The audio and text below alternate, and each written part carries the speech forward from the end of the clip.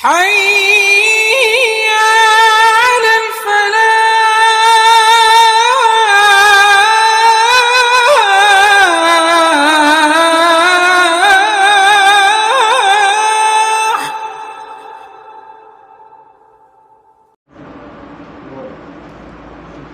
الحمد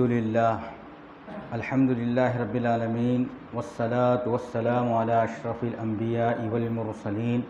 وعلی من تبعهم بإحسان الى یوم الدین اما بعد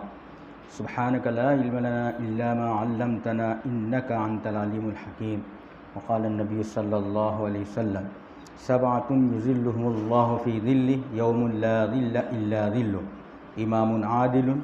شاب نشا فی عبادت اللہ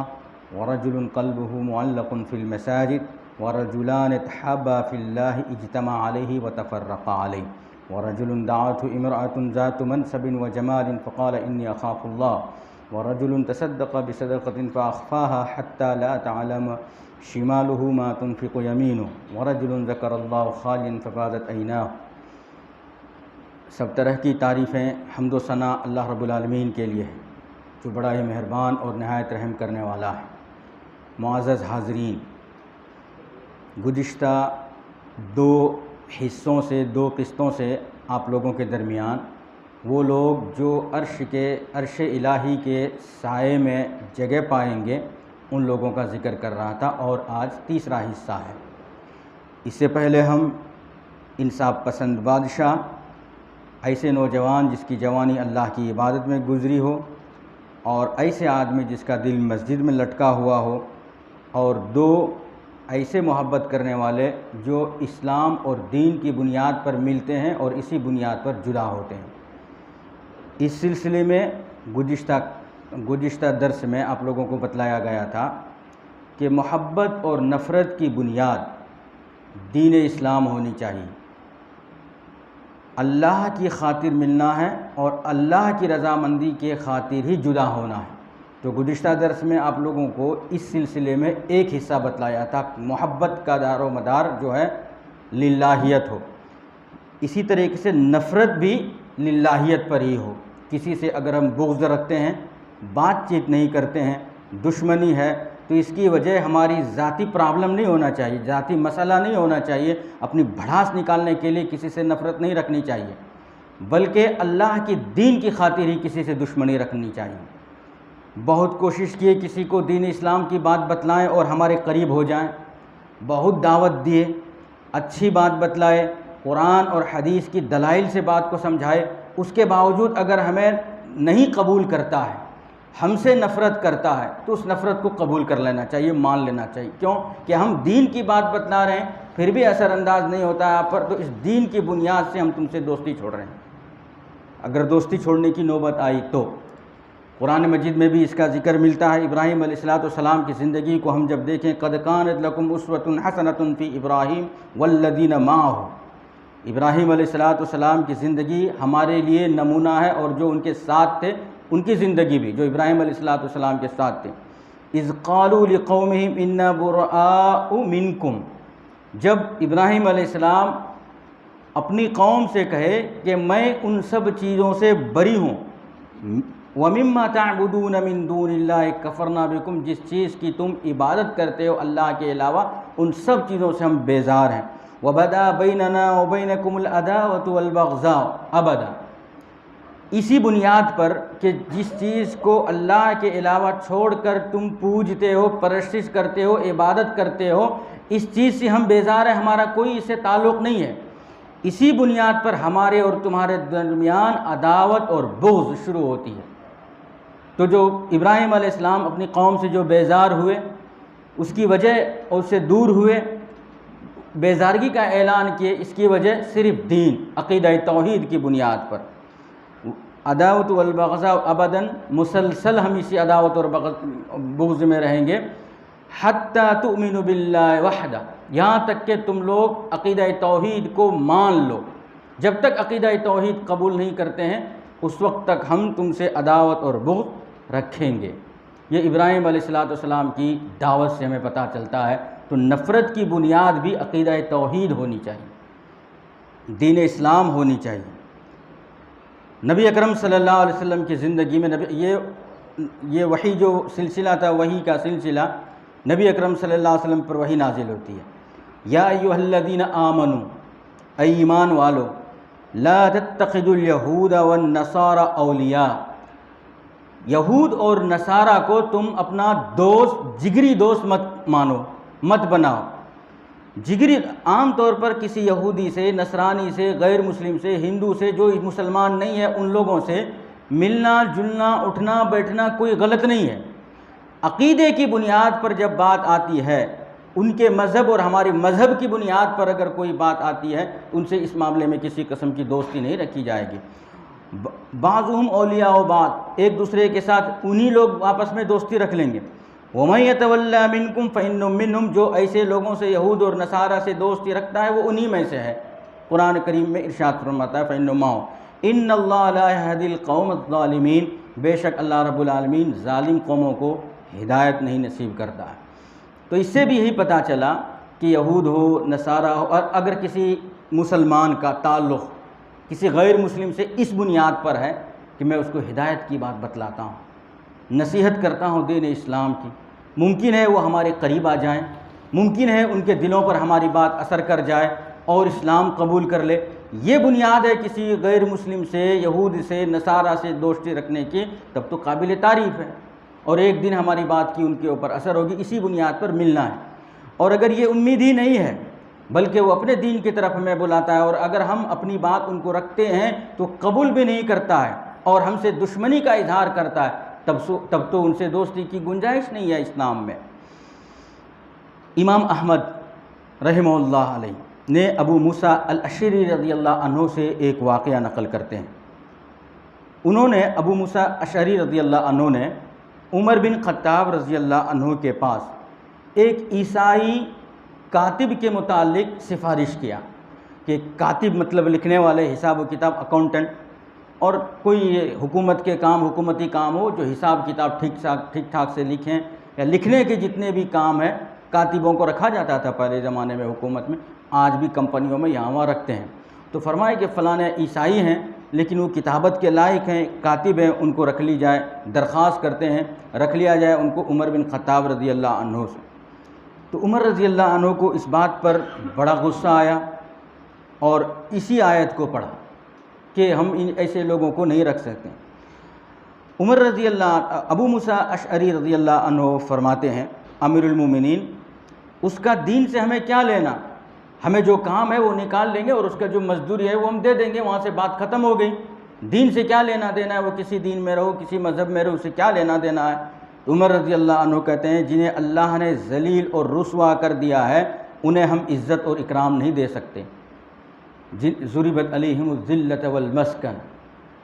جس کو اللہ نے ذلیل اور رسوا کر دیا ہے ہم انہیں عزت نہیں دے سکتے، اور میرے شان کے لائق نہیں ہے کہ میں ان کو عزت دوں، اور جنہیں اللہ نے ہم سے دور کر دیا ہے اس کو ہم قریب بھی نہیں کر سکتے، اس کو نزدیک اپنے پاس بھی نہیں بٹھا سکتے جنہیں اللہ نے دور کر دیا ہے۔ یہ عمر بن خطاب رضی اللہ عنہ ابو موسیٰ الاشعری رضی اللہ عنہ کو سمجھاتے ہیں۔ صحیح مسلم میں ایک اور روایت ہمیں اس ضمن میں ملتی ہے،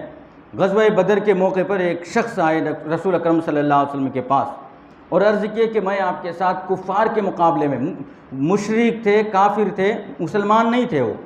اللہ کے رسول صلی اللہ علیہ وسلم کے پاس آتے ہیں، کفار کے مقابلے میں آپ کی صف میں کھڑا رہتا ہوں لڑنے کے لیے، آپ کا ساتھ دینے کے لیے۔ اللہ کے نبی صلی اللہ علیہ وسلم نے پوچھا کیا تم مجھ پر اور اللہ پر ایمان رکھتے ہو؟ انہوں نے نفی میں جواب دیا، انکار کیا، نہیں ہم نہیں رکھتے ہیں ایمان، ابھی مسلمان نہیں ہیں۔ تو اللہ کے رسول صلی اللہ علیہ وسلم نے اس کو مقام حرا، ایک جگہ حرا، آپ صلی اللہ علیہ وسلم کے ساتھ وہ اسی جگہ شریک ہونا چاہتے تھے، آپ نے انہیں واپس مشرکین کے صف میں بھیج دیا۔ جو اللہ کی اور اس کے رسول پر ایمان نہیں لاتے ہیں، اللہ کے بات پر نہیں چلتے ہو، وہ ہمارے ساتھی نہیں ہو سکتے ہیں، ہمارے دوست نہیں ہو سکتے ہیں، ہمارے ساتھ لڑنے کے لائق نہیں ہو سکتے ہیں۔ ممکن ہے اگر وہ ہمارے صف میں رہے تو ہمارے جو راز ہے، ضروری چیز ہے، یہ معلوم کر کے ادھر وہ بات بتا دیں، یہ بھی ممکن ہے۔ تو لہٰذا مقام حرا کے پاس اللہ کے رسول صلی اللہ علیہ وسلم ان کو واپس بھیج دیتے ہیں۔ اور دیکھیے عمر بن خطاب رضی اللہ عنہ کے زمانے میں یہ جو ہجری تاریخ ہے، نبی اکرم صلی اللہ علیہ وسلم کے زمانے سے جب ہجرت کے تب سے شروع ہوتی ہے، لیکن حکومتی سطح پر، حکومتی لیول میں اس کو جب رائج کیا عمر بن خطاب رضی اللہ عنہ کے زمانے میں ہوا، تو اس وقت وہاں تک حکومتی سطح پر جو ہے پہلے عیسوی تاریخ جو بنا لیے تھے، اور حقیقت بھی نہیں ہے عیسوی تاریخ کی کہ اسی تاریخ کو عیسیٰ علیہ السلام وفات پائے یا اسی تاریخ کو پیدا ہوئے ہیں، اس کی حقیقت بھی نہیں ہے، پھر بھی وہی رائج تھا۔ عمر بن خطاب رضی اللہ عنہ چونکہ یہود اور نصارہ کی دوستی ہم کو اللہ نے کرنے سے منع کیا ہے، لہٰذا ہم ان کی تاریخ کو بھی حکومتی سطح پر نافذ نہیں کریں گے، اور پھر ہجری تاریخ کا باقاعدہ اعلان عمر بن خطاب رضی اللہ عنہ کرتے ہیں حکومتی سطح پر لکھنے کے لیے۔ تو یہاں تلک صحابہ کرام عہد نبوی میں اور آپ صلی اللہ علیہ وسلم کے بعد کسی سے اگر بنیاد رکھتے تھے اس سے دوستی اور دشمنی کی، تو وہ دین اسلام ہوتا تھا، کسی بھی اینگل سے، کسی بھی طریقے سے۔ یہی وجہ ہوتی تھی کہ جب ہم اسلام کو ماننے والے ہیں، ہماری تاریخ ہے جسے ہم رائج کر سکتے ہیں، یہ سلسلہ تھا۔ عباد الرحمن کی جو صفات بتلائی گئی ہے کہ وَعِبَادُ الرَّحْمَنِ الَّذِينَ يَمْشُونَ عَلَى الْأَرْضِ هَوْنًا، 1.5 صفحے میں اللہ رب العالمین قرآن کریم کے اندر بے شمار صفات بتائیں، ان میں سے وَالَّذِينَ لَا يَشْهَدُونَ الزُّورَ، اس میں کہتے ہیں کہ ہمارے مومن جو لوگ ہیں، عباد الرحمن ہیں، اللہ کے جو بندے ہیں، وہ لوگ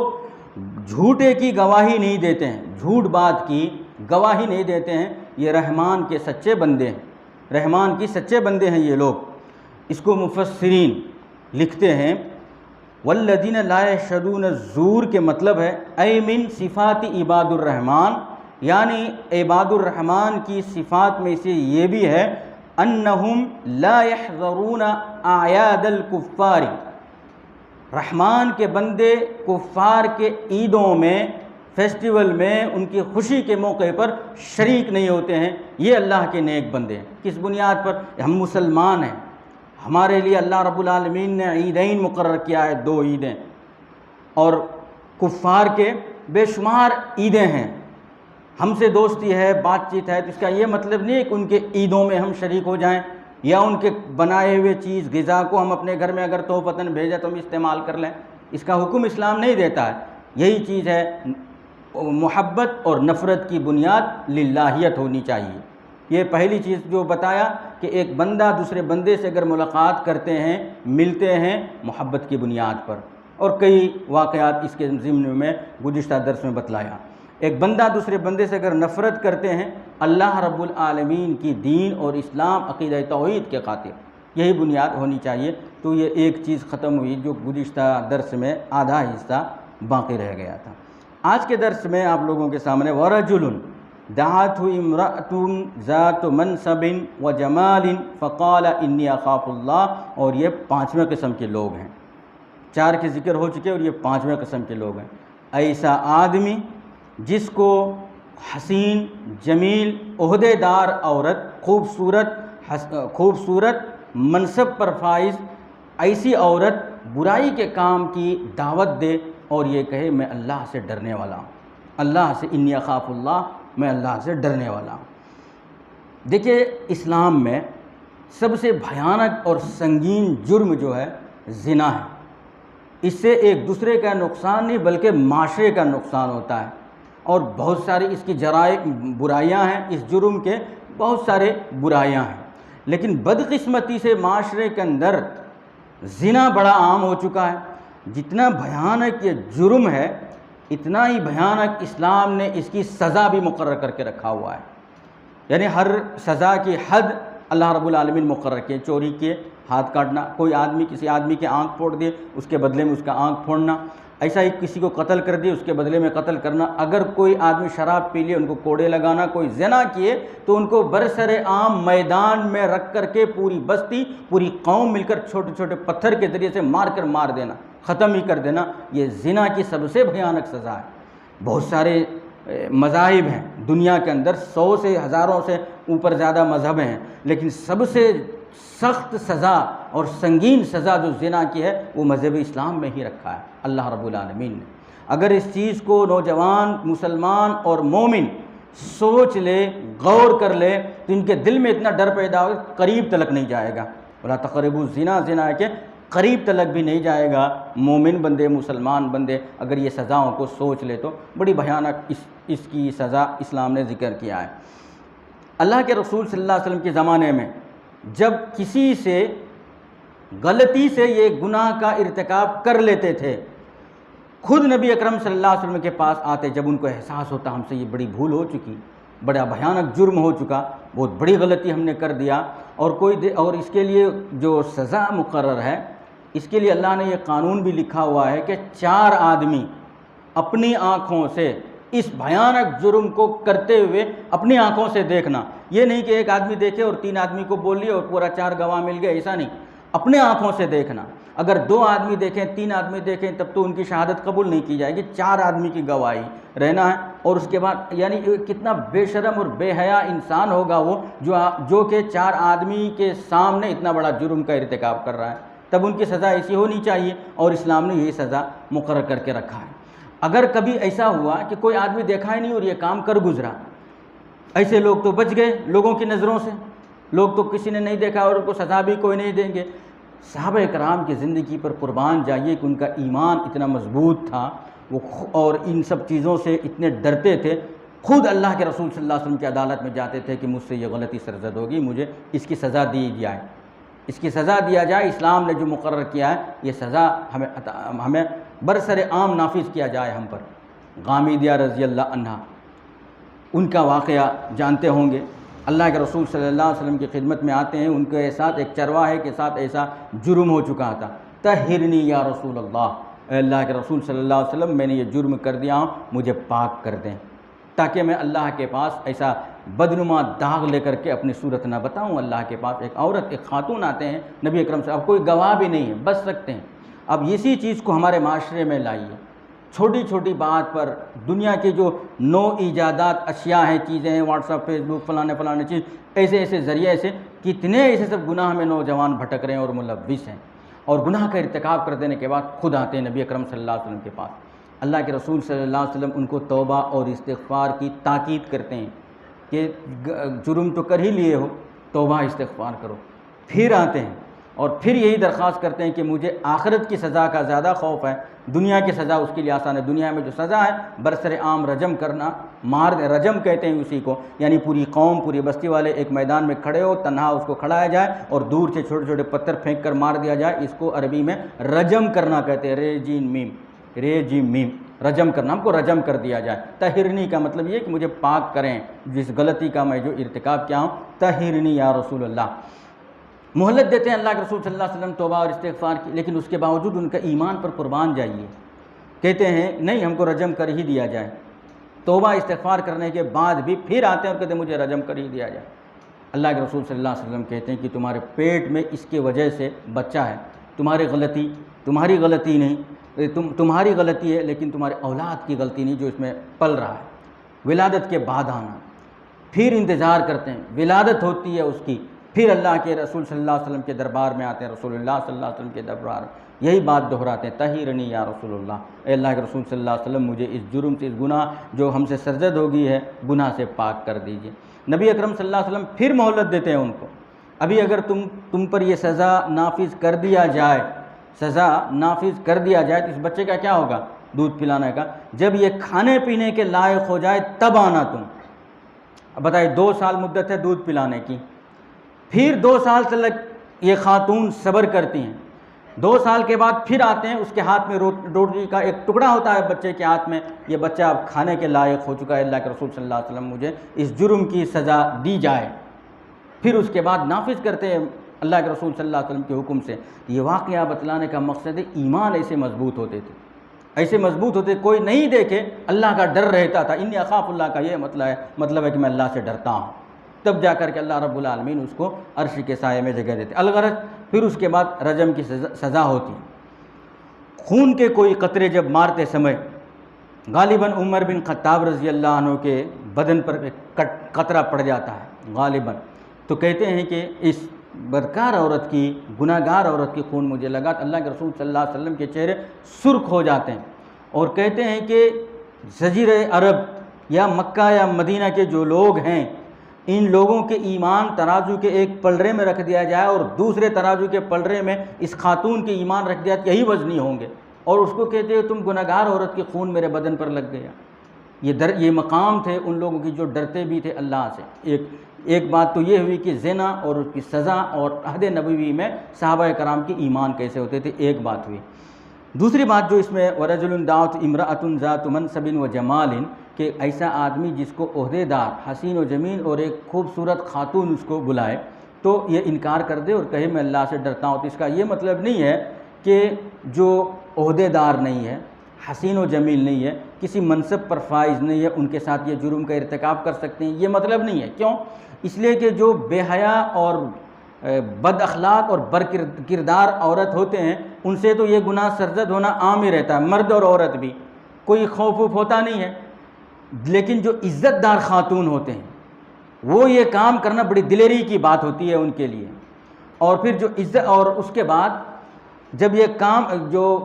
غلط قسم کی عورتیں ہوتی ہیں جن کا کردار اچھا نہیں، اخلاق اچھا نہیں، چال و چلن اچھے نہیں، ان کے ساتھ ان کا تو یہ لمٹ ہو گیا ہے، معمول ہو گیا ہے، ان کو کچھ احساس نہیں ہوتا عزت کی، یا لوگ برا کہیں گے یا بھلا کہیں گے، اس کی کوئی خوف نہیں ہوتا ہے۔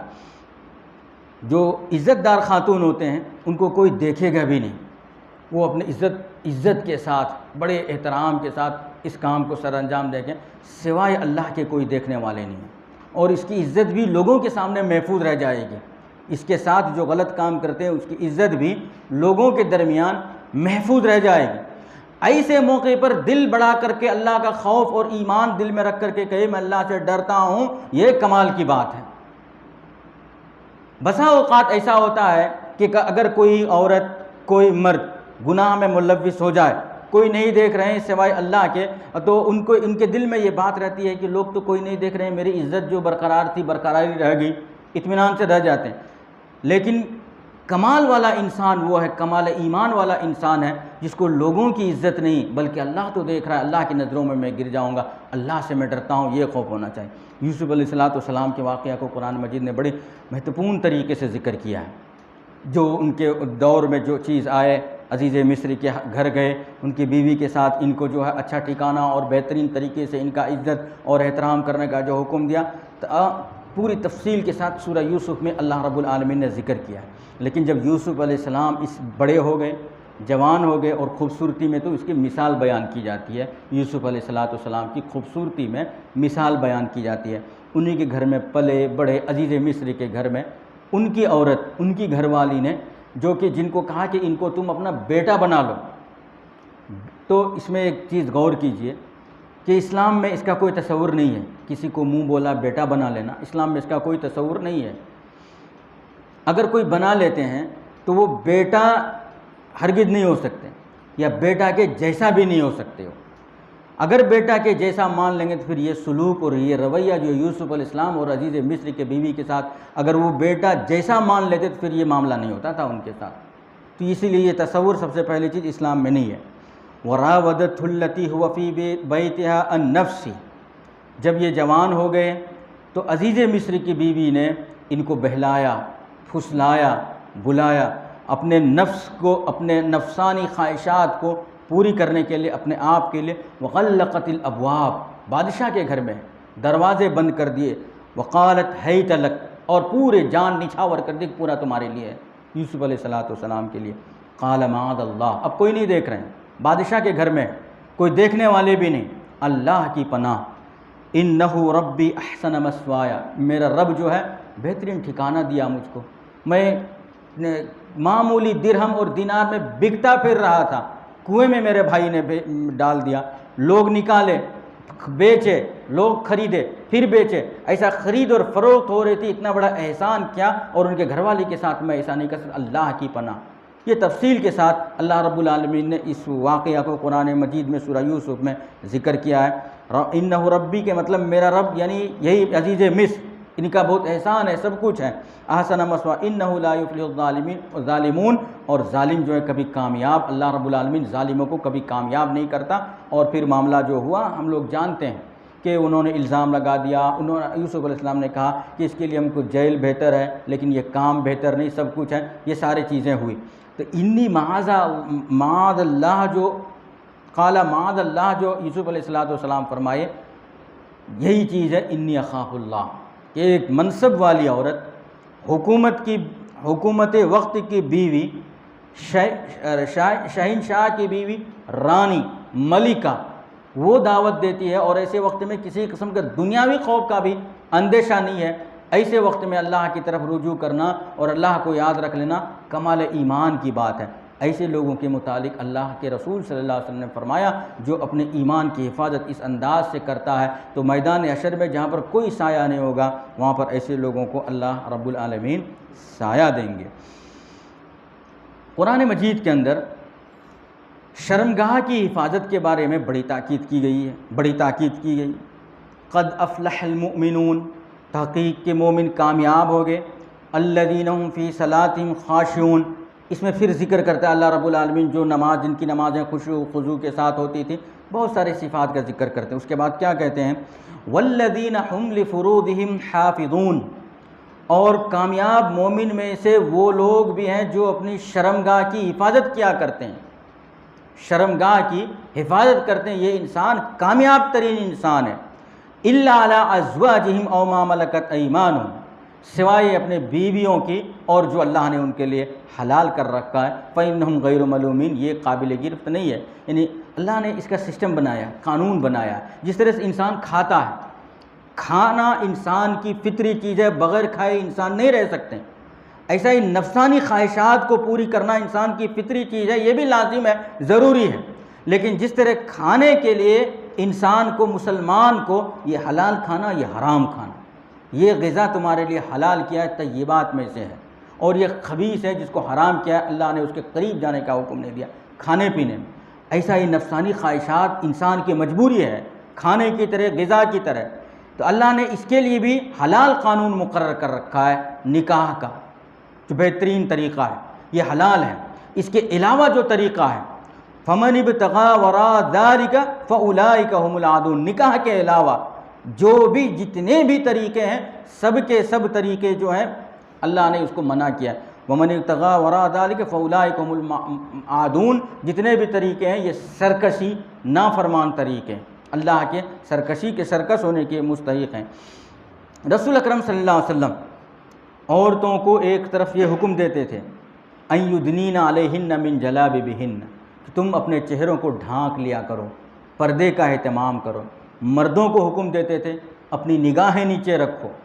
غیر عورت پر تمہاری نگاہ نہیں پڑنی چاہیے، یہ ہوتی تھی۔ نوجوانوں سے جب اللہ کے رسول، یہ قرآن مجید کی آیات، جب نوجوانوں سے اللہ کے رسول صلی اللہ علیہ وسلم خطاب کرتے تھے، یا معاشر الشباب، اے نوجوان کی ٹیم، اے نوجوان کی گروہ، اے نوجوان کی جماعت، من استطاع منکم الباءۃ فلیتزوج، جو تم میں سے استطاعت رکھتا ہے وہ شادی کر لے، فإنہ اغض للبصر واحسن للفرج، اس لیے کہ یہ نکاح جو ہے نگاہوں کو نیچے رکھنے میں کارآمد ہے اور شرمگاہ کی حفاظت کے لیے سب سے بہترین طریقہ ہے شادی، نکاح، جسے اسلام نے حلال کر رکھا ہے۔ ومن لم یستطع، جو اس کی استطاعت نہیں رکھتا ہے، نکاح کرنے کی استطاعت نہیں رکھتا ہے، فعلیہ بالصوم، ایسے نوجوانوں کو چاہیے کہ وہ روزہ رکھے، فإنہ لہ وجاۃ، یہی اس کا طریقہ ہے، روزہ رکھے تاکہ اپنے نفسانی خواہشات پر کنٹرول کر سکے، کنٹرول پا سکے۔ تو یہ طریقہ ہوتا تھا اس کا کہ اس بلا میں، اس مصیبت میں، اس فحش کام میں کہیں پھنس نہ جائے، ملوث نہ ہو جائے کوئی انسان، کوئی مسلمان۔ عورتوں کو بھی اس سے دور ان کے حفاظت کرنے کا حکم، مردوں کو بھی ان کی نگاہوں نیچے کرنے کا حکم، نوجوانوں کو بھی ایک نصیحت اللہ کے رسول صلی اللہ علیہ وسلم کرتے تھے۔ اور جسارت نہیں ہوتی تھی کہ کسی آدمی کو رجم کی سزا ملے اور اس کو دیکھنے کے بعد دوسرے آدمی یہ ہمت نہیں کر سکتے تھے، جسارت نہیں کر سکتے تھے کہ یہ کام ہم کریں۔ تو اس طریقے سے ایک تو اس کی سزا دنیا میں یہ ہے، پھر آخرت میں جو سزا ہے وہ تو ہے ہی ہے، زانی کے لیے جو سزا اللہ رب العالمین نے لکھا ہے۔ اگر کسی سے یہ کام ہو جائے اور پھر اللہ کے حضور اس کی توبہ، استغفار اور ڈر اور تقوی اختیار کرے تو اللہ کی مرضی اور اس بندے کی مرضی اس کی اللہ توبہ قبول کرے یا نہ کرے۔ لیکن جو آدمی اس کام کے عین سرزد ہونے کے موقع پر اللہ کا ڈر ان کے دل میں آ جائے اور رک جائے، اس کا ایسے کام سے بچ جائے، تو اللہ رب العالمین آخرت میں جو انعام کا ذکر کیا ہے وہ ملے گا ہی ملے گا، عرش کے سائے میں جگہ۔ دنیا میں بھی اس کو خوشحال کر دیتا ہے اور بہترین بنا دیتا ہے۔ اس کے لیے ہم بنی اسرائیل کی اس واقعہ کو یاد کریں گے، اس مشہور واقعہ ہے، ہم جانتے ہیں کہ 3 لوگ تھے، کہیں جا رہے تھے، راستے میں بارش ہو رہی تھی، ایک پہاڑ کے غار میں پناہ لینے کے لیے رکے، اور بارش آندھی طوفان اتنے تیز سے آئی کہ پتھر جو ہے اس کے سامنے آ گئے، اس کے غار کے دروازے پر ایک بڑا پتھر، اب ان تینوں کو نکلنا ناممکن ہے، نکل ہی نہیں سکتے۔ تو اس کے بعد اب تینوں بڑے پریشان، کیا کیا جائے، کدھر کیا جائے۔ تو ایسے موقع پر یہ تینوں خود ہی خود کہتے ہیں کہ اب تک ہمارے زندگی میں لائف میں جو کچھ ہم اچھائیاں کیے ہیں اس کو ہم اللہ کی عدالت میں رکھیں گے اور دعا مانگیں گے اس کے ذریعے سے۔ تو اس سے ایک مسئلہ، نیک اعمال جو انسان کے ہوتے ہیں اس کو اللہ کے حضور دعا کرنے کے لیے وسیلہ بنا سکتے ہیں کہ میرے فلاں نیکی کے وسیلہ سے میں یہ دعا کرتا ہوں۔ کوئی زندے ہیں، جیسا ابن عباس نبی اکرم صلی اللہ علیہ وسلم کے چچا جب زندے تھے ان کے وسیلے سے دعا کرتے تھے، وسیلے سے 2 طریقہ، اور یعنی ایک نیک اعمال کے ذریعے سے اور زندوں کے وسیلے کے ذریعے سے، اور اللہ کے اسماء اور صفات کو وسیلہ بنا کر کے دعا مانگ سکتے ہیں۔ تو یہ ایک مسئلہ ذکر کر دیا ضمنی چیز۔ تینوں شخص جو ہے بنی اسرائیل کے تھے، اور یہ واقعہ بخاری میں بھی ذکر ہے، مسلم میں بھی ذکر ہے۔ ان میں سے ایک شخص، اب یہ فیصلہ ہو گیا کہ ہم کو اپنے جو کچھ بھی زندگی میں ہم نے نیک عمل کیا ہے اس کو اللہ کی عدالت میں رکھ کر دعا مانگنی ہے۔ تو ان میں سے ایک کہتے ہیں، اللہ رب العالمین کے حضور میں دعا مانگتے ہیں کہ دیکھیے میں جو ہے کھیتی باڑی کیا کرتا تھا، اور کھیتی باڑی کرنے کے بعد جانور بھی میرے پاس تھے، بکریاں بھی تھے، ان کے دودھ دوہتا تھا، اور پھر جب گھر آتا تھا تو میرے بچوں کو، بیوی کو اور میری ماں کو یہی پلاتا تھا، رات کی غذا یہی ہوتی تھی۔ ایک دن ایسا ہوا کہ میں کسی کام سے مصروف ہو گیا، گھر آنے میں تاخیر ہو گئی، لیٹ ہو گئی، دیر ہو گئی۔ تو ایسے موقع پر جب میں دودھ دوہ کر کے بکری کی ماں کے پاس گیا تو میری ماں سو چکے تھے، اور پھر ماں کو میں بیدار کر کے دودھ پلانا میں گوارا نہیں کیا کہ ان کی خلل ہو جائے گا، نیند میں خلل ہو جائے گی، گوارا نہیں کیا، اور پوری رات میرے بچے بھوکے، میری بیوی بھوکے ایسے ہی رہ گئے، اور میں بھی کھڑا رہ گیا۔ جب صبح کو میری ماں اٹھی میں نے ان کو دودھ دلایا اور پلایا۔ یہ کام جو میں کیا تھا اے اللہ رب العالمین خالص تیری رضامندی کے لیے، تیرے لیے کیا تھا اے اللہ، اگر یہ کام پسند ہے تو اس کام کے وسیلے سے اس غار کے دروازے کو ذرا ہٹا دیں۔ پھر تھوڑا سا دروازہ ہٹ جاتا ہے اور کچھ خوشحالی آتی ہے، ان کے جو مایوس ہو چکے تھے خوش ہوتے ہیں وہ لوگ، کچھ دیر کے لیے مایوسی ختم ہوتی ہے۔ دوسرے لوگ پھر اللہ کی عدالت میں دعا مانگتے ہیں کہ میری ایک چچیری بہن تھی، بڑی حسین و جمیل، یہی ٹاپک سے تعلق رکھتا ہے، بڑی حسین و جمیل لڑکی تھی میری چچیری بہن۔ میں ایک مرتبہ میرے پاس آئی ہے، اب ظاہر سی بات ہے جو بہن، چچیری بہن ہو، ماموں کی بیٹی ہو، ایسے لوگ تو عام طور پر ایک ہی گھر میں ہوتے ہیں یا پھر دور گھر رہے تو آتے جاتے رہتے ہیں۔ تو ایسے موقع پر میری چچیری بہن کو 120 اشرفی میں اس بات پر آمادہ کیا کہ وہ میرے ساتھ غلط کام کرے، اور وہ تیار نہیں ہوئی۔ اس کے بعد واپس چلے گئے۔ کچھ دن کے بعد ہمارے شہر میں قحط آ گیا، بارش نہیں ہونے لگی اور سب لوگ مجبور ہو گئے۔ پھر میری چچیری بہن میرے پاس آئے کچھ رقم مانگنے کے لیے، تو یہی 120 اشرفی اس عوض میں دیا کہ تم میرے ساتھ برائی پر آمادہ ہونا۔ اس کے بعد تیار ہو گئی، اب مجبور ہیں، لاچار ہیں، تیار ہو جاتے ہیں۔ جب عین وقت ہے، ایسے وقت میں یہ ان کی چچیری بہن ان کو سمجھاتے ہیں اللہ کا خوف کرو، اللہ سے ڈرو، تم نے احسان کیا ہم پر قرض دے کر کے، قرض دیا ہماری ضرورت کو پوری کی، لیکن اس کے عوض میں یہ کام زیب نہیں دیتا، مناسب نہیں ہے، بلکہ اللہ سے ڈرو۔ جب نصیحت کرنے لگے کپ کپا اٹھے یہ شخص، ان کے بھائی، چچیرے بھائی کپ کپانے لگے اور ان کے رونگٹے کھڑے ہو گئے اور چھوڑ دیے وہ اس کام کے لیے۔ یہی چیز کو وسیلہ بنا کر اللہ کے حضور دعا مانگتے ہیں کہ اللہ رب العالمین جو یہ بھیانک جرم کا ارتکاب کرتے کرتے جو بچ گیا، خالص تیری رضامندی کے لیے، تیرے ڈر کے وجہ سے، تیری خوف کی وجہ سے، اے اللہ اس کے وجہ سے، اس کے وسیلے سے اس غار کے پتھر کو ہٹا دے۔ پھر تھوڑا سا ہٹا۔ تو اس سے پتہ یہ چلا کہ جو آدمی اللہ کا خوف اپنے دل میں رکھتا ہے اور توبہ کرتا ہے اسی خوف کے بنیاد پر، اللہ کی عدالت میں جو بدلہ ان کو ملے گا ہی، دنیا میں بھی ان کی دعاؤں کو اللہ رب العالمین سنتا ہے، دنیا میں بھی اس کی دعا کو قبول کرتا ہے۔ اور تیسرے آدمی تھے، ایک آدمی کے گھر میں مزدوری کیا کرتے تھے، اور کچھ ہوا، کئی دن تک مزدوری کرتے تھے، کچھ ہوا اور وہ چلے گئے بنا مزدوری لیے ہوئے چلے جانے کے بعد ایک زمانے کے بعد پھر واپس آتے اسی گھر کو، میں مزدوری چھوڑ کر گیا ہوا تھا، میری مزدوری مجھے دی جائے۔ تب یہ شخص جس کے گھر میں مزدوری چھوڑ کر کے گئے، اس کے کچھ رقم ہوں گے، کچھ چھوٹی سی مزدوری، 1 دن کی مزدوری، 2 دن کی مزدوری، مہینے بھر کی مزدوری سمجھ لیں، چھوٹی سی رقم، اس رقم کو انہوں نے جانور خریدنے میں لگایا، 1 جانور سے 2، 2 سے 4، ایسا ہی بہت بڑے ریوڑ تیار ہو گئے جانوروں کی، اونٹ کی شکل میں ہو، گائے کی شکل میں ہو، بکری کی شکل میں ہو، جانور بہت زیادہ ہو گئے اور مالدار ہو گئے۔ ایک زمانے کے بعد جب یہ واپس آیا اور اپنے مزدوری کا مطالبہ کیا تو یہ ایک دم صاف دل کے ساتھ بغیر کسی خیانت کے یہ سارے کے سارے دولت تمہارے ہیں، جانور تمہارے ہیں کہہ دیا، کہ جب اللہ پر ایمان رکھتے ہوئے، کیا اس کے ساتھ خیانت نہ کرتے ہوئے سیدھا سیدھا کہہ دیا اور وہ پوری چیز لے کر کے چلے گئے۔ اسے کہنے کا مطلب یہ ہے کہ یہ لے کر کے چلے جاتے ہیں اور پھر یہ دعا مانگتے ہیں، یہ کام جو میں نے کیا تھا خالص تیری رضامندی کے لیے،